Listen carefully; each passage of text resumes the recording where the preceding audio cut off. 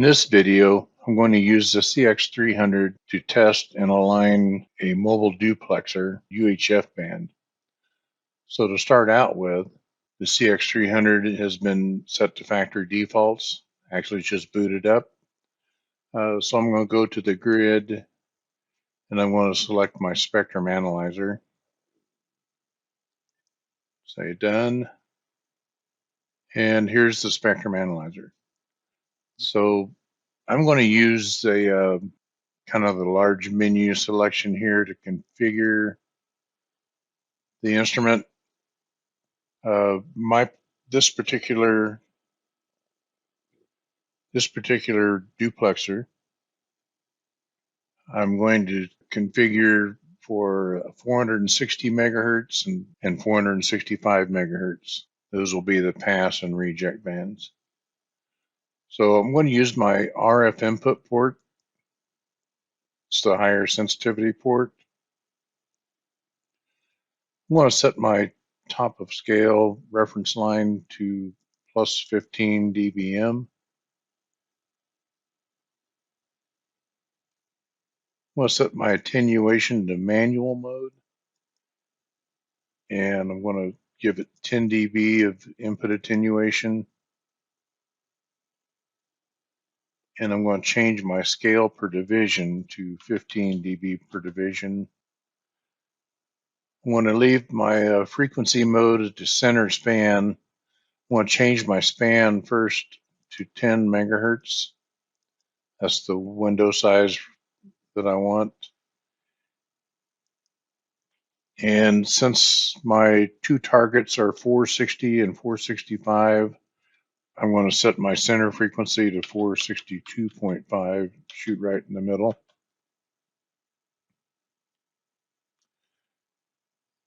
And we'll go down to bandwidth. I'm going to set this to manual mode also. And I'm going to change the resolution bandwidth to 10 kilohertz. This will give me a little bit lower noise floor. And then on my trace, I'm going to set my trace mode to average. And I'm going to set my detector type to negative peak. I'm going to leave my average count at 1 so the refresh rate will be faster, but later on, if I want to settle out the noise, I can come back into this menu and set this average count to 2 or 3 to help with the averaging. I'm going to skip some of these things for now. I'll scroll down the menu.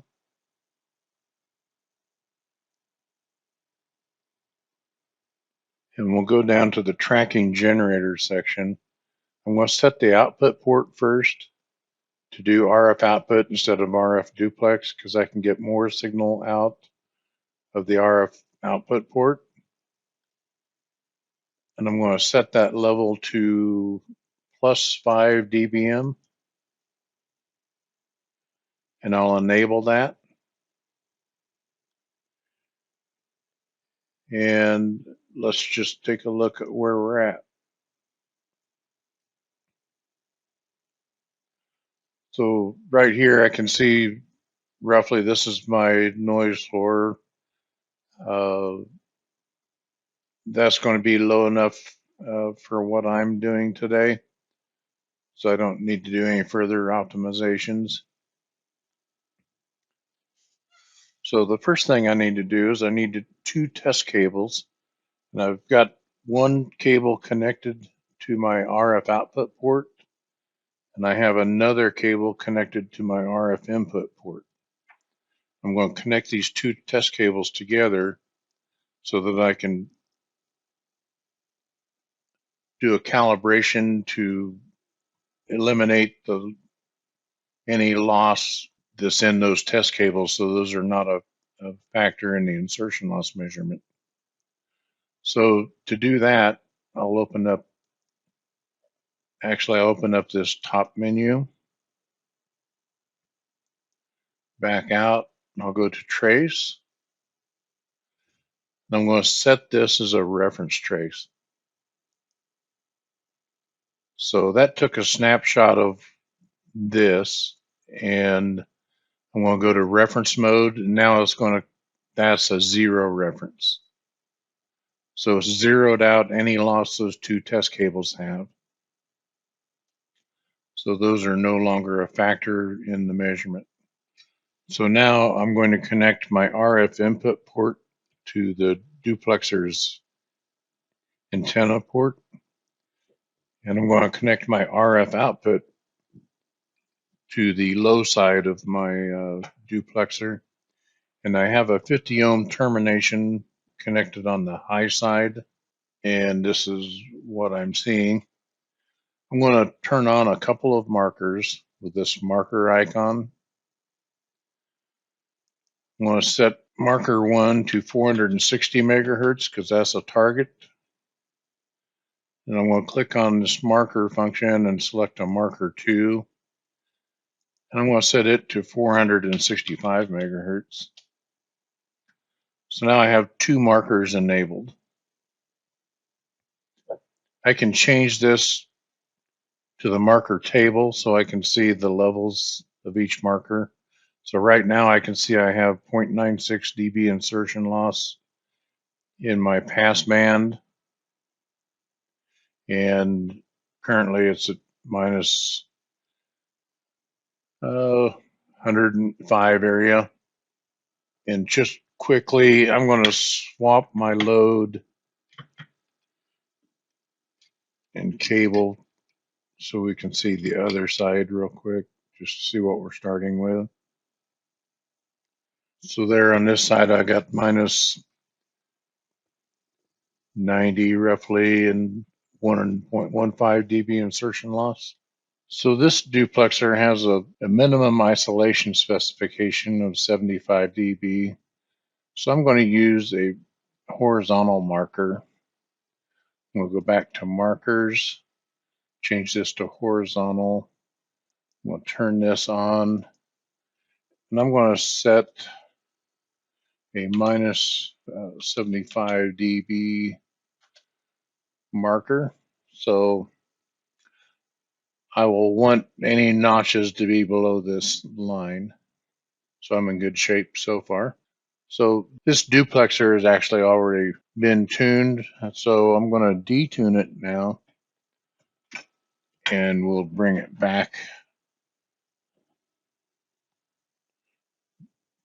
into alignment.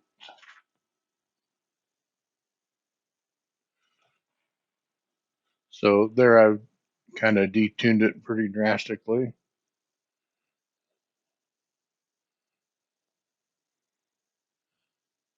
So tuning one pole, tune another pole.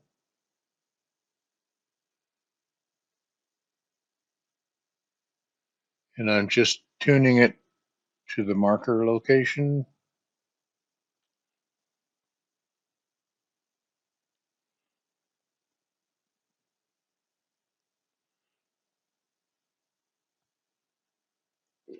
So that looks pretty good there, and I'm below my marker of minus 75. So now I'm going to move my cable from the high side to the low side, and I'm going to swap my 50 ohm termination.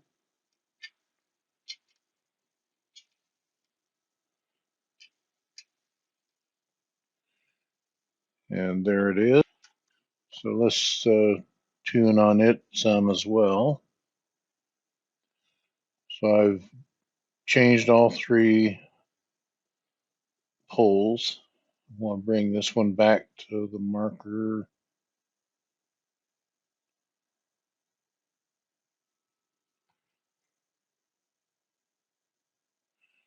Next pole. And the third. Okay, so now if I wanted to see this with a little better detail, I can open up, and I'm going to set my average count to like 3. Let's try that.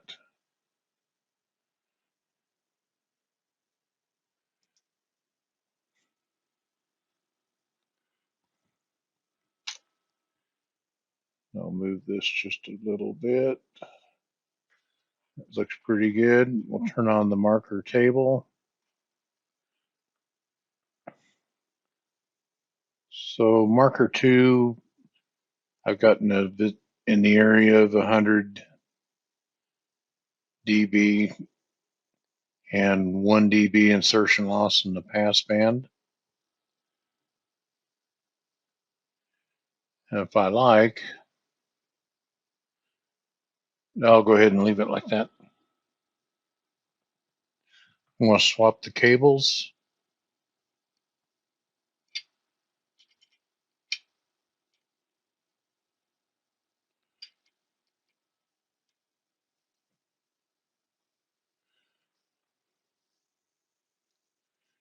And I've got about 95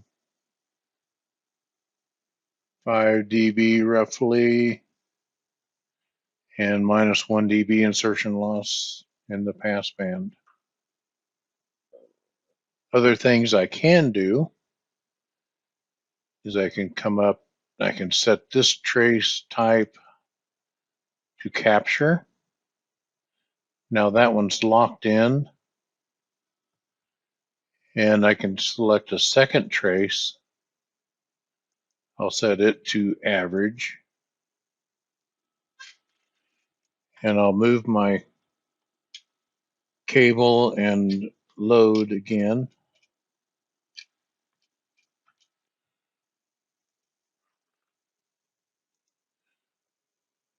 So now I've got a view of both sides.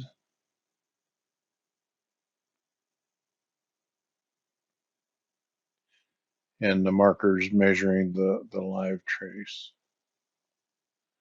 On marker 2, like marker 1 is measuring the captured trace.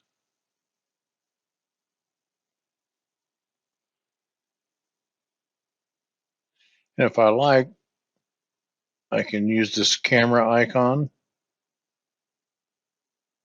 and take a snapshot of that, and it just created a file name and it shows it was a quick save. Now we can take this a step further, and I can open a new tab and bring up a network analyzer.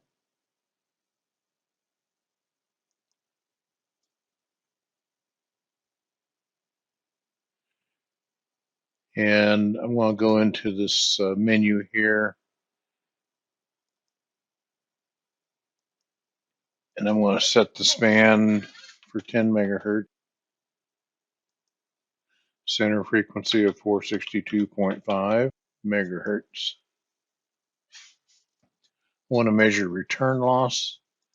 I'm going to set the data points to 460. And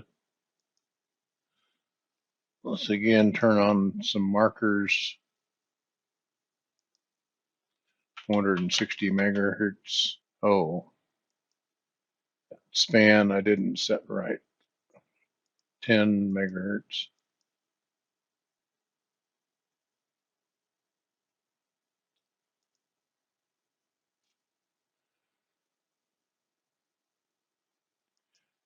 And let's set marker 2 to 465 megahertz.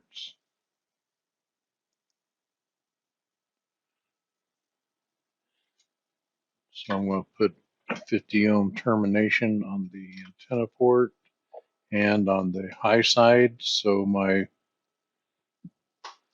generate output port on the CX300 is connected to the low side.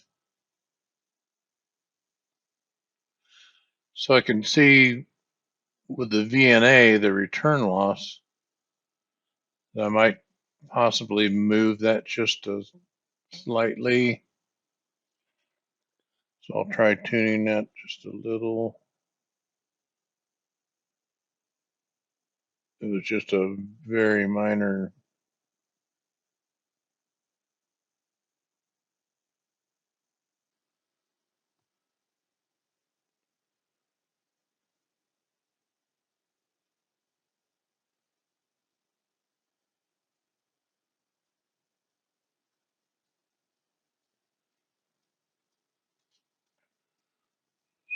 So there it is with the VNA.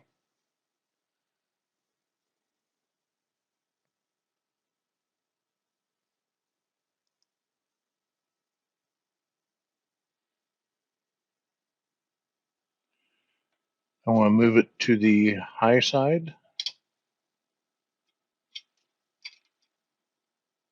So I swap my load and cable.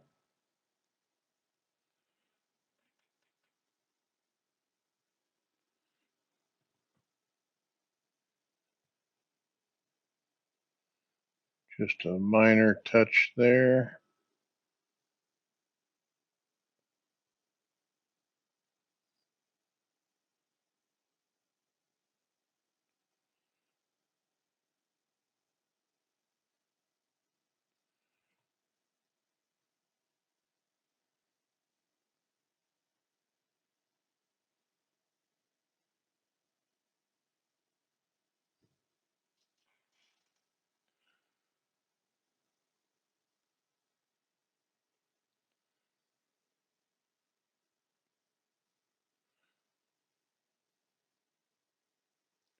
So I'll take another picture of that.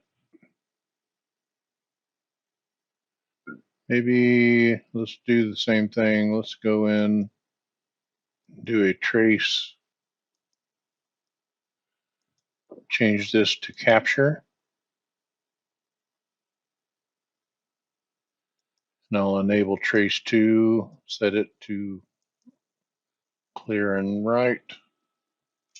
I'll move my cable back over.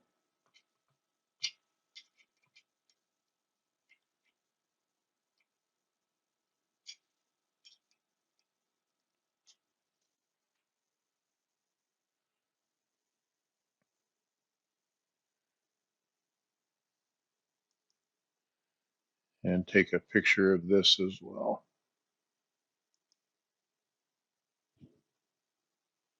So I've saved 2 screenshots of that.